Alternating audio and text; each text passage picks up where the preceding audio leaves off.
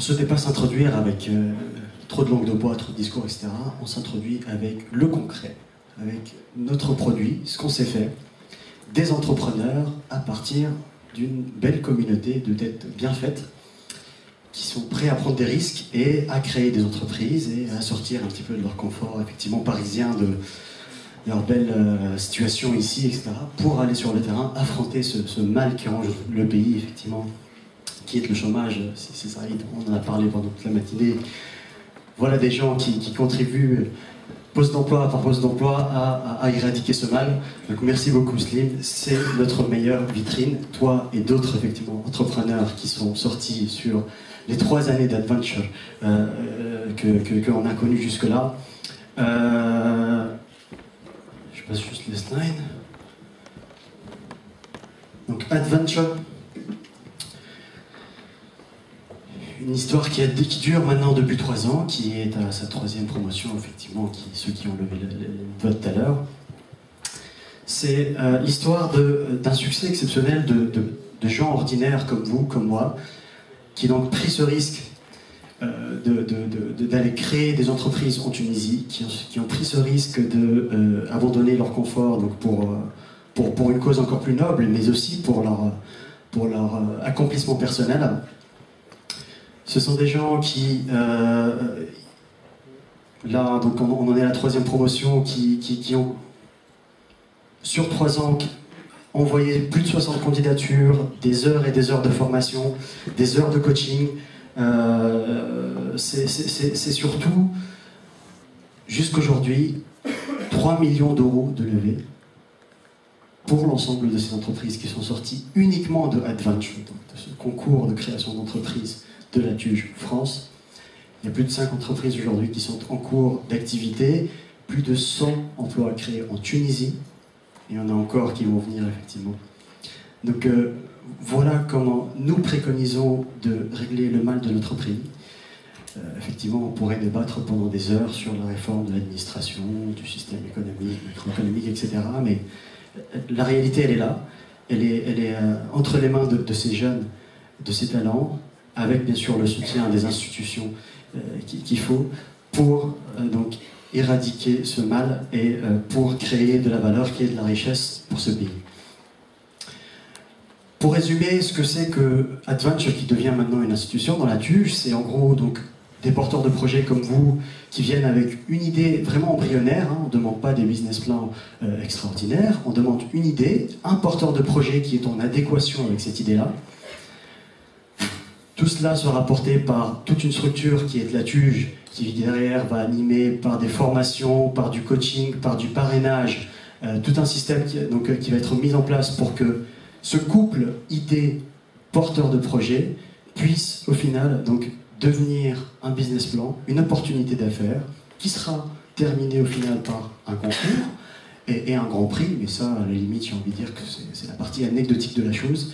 La réalité, c'est qu'on a introduit la fièvre entrepreneuriale au sein de cette population, de cette élite, qui est en mesure, aujourd'hui, de guérir tout un pays en entreprenant. Tout cela, bien sûr, tient en une seule image, qui est celle-ci, c'est la solidarité entre le réseau, mais la solidarité aussi inter-réseau. Je sais que l'un de nos formateurs vient de la diaspora algérienne, Majid Yahyaoui, donc qui nous a fait une très très belle formation sur le business plan. On dit souvent, peut-être que Saïd le confirmer, qu'on perd 2 à 3% de croissance annuelle parce qu'on ne collabore pas avec nos voisins maghrébins. Eh bien, à Adventure, on le fait. On va chercher cette richesse-là. On va chercher ces gens qui vont venir donc, animer nos ateliers avec les confrères tunisiens. Émile, on va y revenir, pour donc donner l'énergie nécessaire à ces entrepreneurs pour créer et pour arriver là où ils en sont maintenant. Maintenant, parlons de cette promotion 2012, donc cette nouvelle génération qui attend avec impatience le résultat. On va tout à l'heure passer aux nominés. Donc, juste pour vous expliquer le processus, on a eu plus d'une vingtaine de candidatures jusque-là. Il y en a à peu près 10 qui ont rendu un business plan grâce aux formateurs. Et puis, il y en a 5 qui ont été sélectionnés par notre grand jury, on va revenir sur les noms, pour une grande finale. Et aujourd'hui, on va annoncer le gagnant de ce concours, donc le porteur de projet qui a gagné le prix Adventure 2012. Quelques mots sur nos partenaires, sans lesquels, bien sûr, tout cela ne pouvait pas être possible. Donc, la BFPME, l'IRD et Divacicar, merci pour leur soutien. Sans eux, encore une fois, donc chaque année, ils renouvellent leur confiance, mais sans eux, tout cela ne pourrait pas exister. Mais surtout, donc, nos intervenants, donc, je parlais tout à l'heure de Mejid, il y avait le Toulouse, il y avait Emin Chelli aussi, donc, un de nos professeurs tunisiens ici en France, qui, pareil, investit son temps bénévolement pour cette jeunesse et pour lui faire prendre son envol entrepreneurial. Donc merci beaucoup, merci à vous. Il y a aussi Ismaël qui a cette double casquette, donc, à la fois dans le club, mais aussi pour former nos jeunes, surtout sur les parties juridiques. Et il y a bien sûr notre jury. C'est là où je vais appeler peut-être Serli Erkel, notre président de jury, pour qu'il nous introduise le jury et que derrière, il nous dise ce qui s'est passé cette année.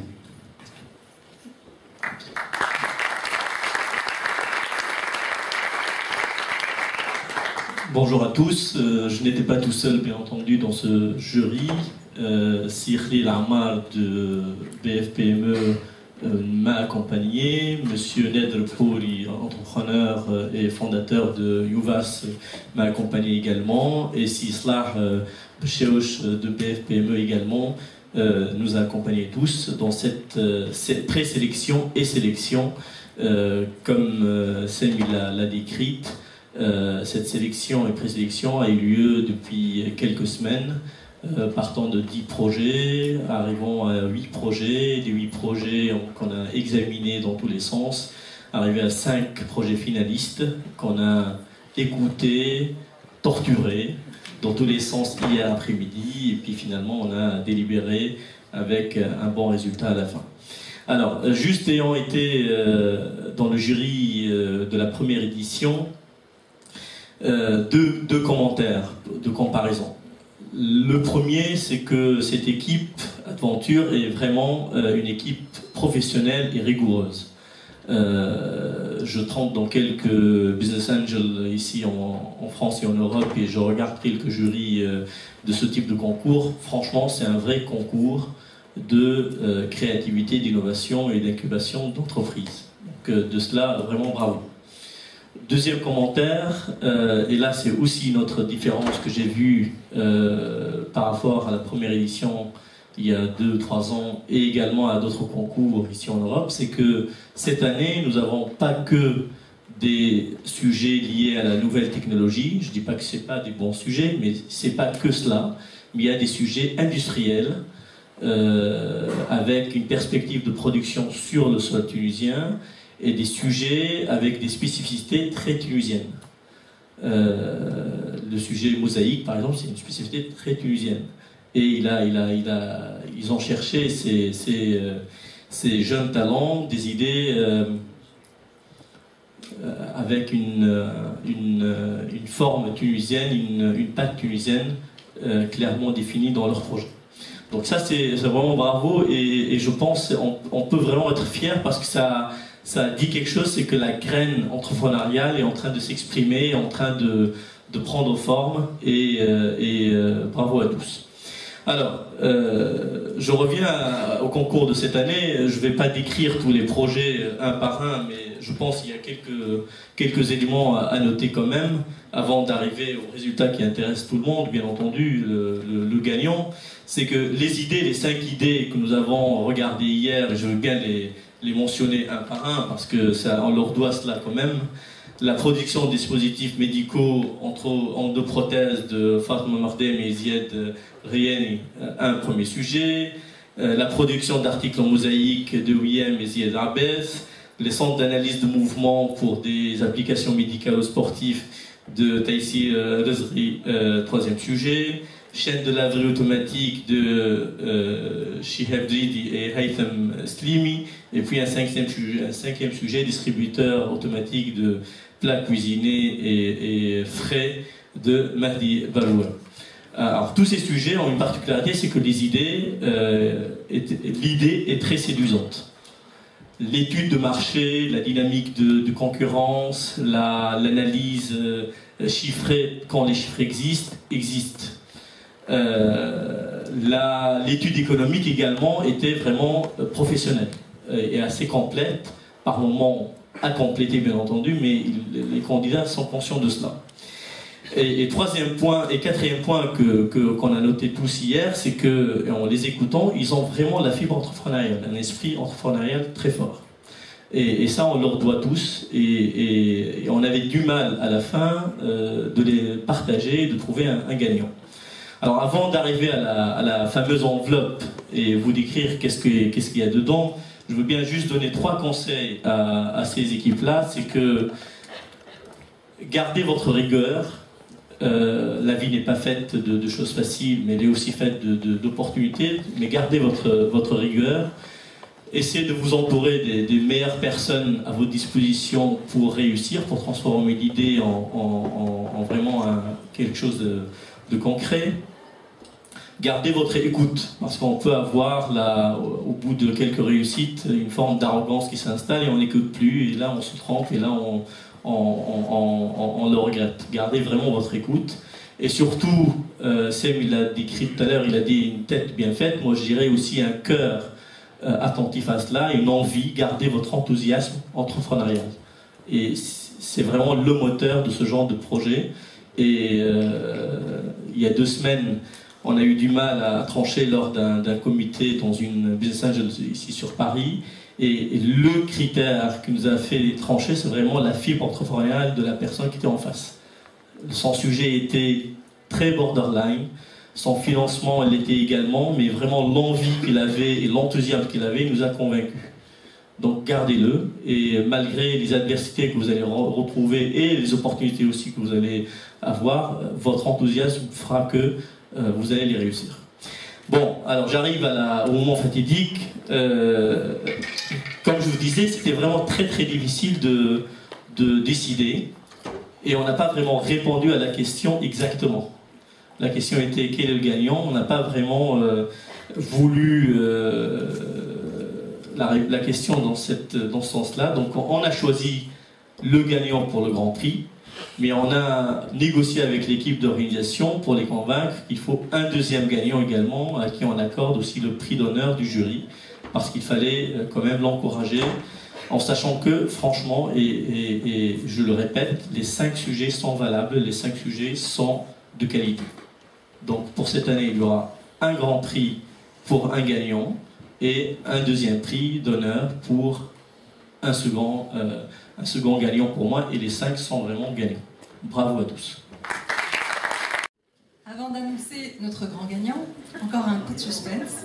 La BFPME, grand partenaire des petites et moyennes entreprises en Tunisie, voudrait vous dire un petit mot. Monsieur Khalil Amal. Très bien, merci. Tout d'abord, je voulais vous remercier pour l'invitation. Notre intérêt, en fait, est purement commercial.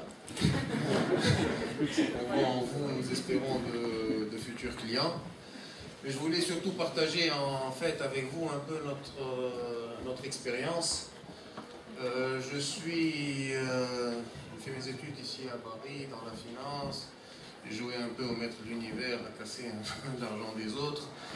Et je me suis retrouvé dans l'administration tunisienne à la Banque centrale de Tunisie en 92. Et depuis en fait 2005, j'ai participé à la création en tant que DGA et depuis 4 ans en tant que PDG maintenant, de la Banque des PME. Donc c'est un environnement que j'ignorais totalement. C'est un environnement entrepreneurial et que j'ai découvert en fait il y a cela 7 ans. L'intérêt, je voulais partager avec vous quelques points que j'ai pu faire sortir en fait de cette expérience-là.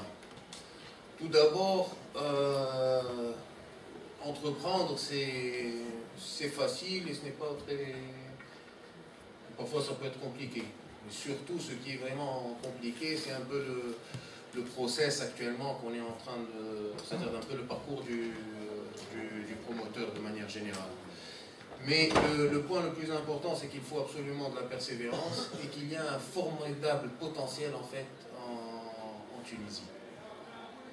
Un formidable potentiel, d'abord en termes d'opportunités, en termes d'avantages aussi qui sont consentis par l'État, et nous avons des leviers qu'on peut difficilement trouver en fait dans d'autres pays.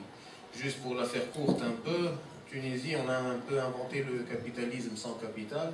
c'est qu'avec des fonds publics comme de faux produits, avec des leviers, c'est-à-dire avec une mise de 4% du promoteur, vous pouvez monter des projets, c'est-à-dire avec une mise de 4%, vous pouvez monter des projets qui peuvent aller jusqu'à 10 millions de dinars. Bon, et vous passez du temps pour les obtenir, il y a un certain nombre de difficultés, etc. Mais déjà, il y a un certain nombre de leviers qui sont particulièrement intéressants et je pense qu'il faudrait absolument profiter de cela. Un certain nombre donc, de mécanismes au niveau des financements, des mécanismes aussi d'incitation en matière de développement régional, etc., etc. Ce qui est très important, le momentum maintenant est particulièrement intéressant. C'est que depuis le 14 janvier, ce qui est très intéressant, c'est que ça va libérer en fait les talents, ça va libérer aussi les potentialités, aussi bien dans les structures publiques, dans l'administration, dans les entreprises publiques, que dans les structures privées. Et ça, je pense, est un acquis exceptionnel, et je pense qu'il est vraiment opportun actuellement d'envisager d'entreprendre en Tunisie. On aurait vraiment besoin alors d'entrepreneurs comme vous qui ont une expérience dans des entreprises de renommée, dans des boîtes de conseil. Aujourd'hui, la Tunisie, je pense, a besoin d'entrepreneurs et elle a besoin aussi de vos compétences en matière de conseil. Et je pense qu'aujourd'hui, on serait un pays qui serait beaucoup plus consommateur de conseils qu'on l'ait été auparavant. Donc pour un certain nombre d'entre vous, vous avez évolué dans des entreprises de stratégie et je pense qu'on en a vraiment besoin aujourd'hui parce qu'il s'agit en fait de repenser notre modèle économique et social et donc on aurait besoin en fait de cette expertise et je pense que aussi bien les entreprises publiques que privées vont être consommatrices de conseils. Avant, on était dans un environnement en fait qui était un peu cloisonné, protégé, et c'est pour ça qu'on avait peut-être moins besoin de conseils. Aujourd'hui, en fait, avec l'ouverture, les entreprises, aussi bien du secteur privé que les entreprises publiques, que l'administration elle-même, va certainement être consommatrice de conseils. Et je pense qu'à ce stade-là, il y a de très grandes opportunités.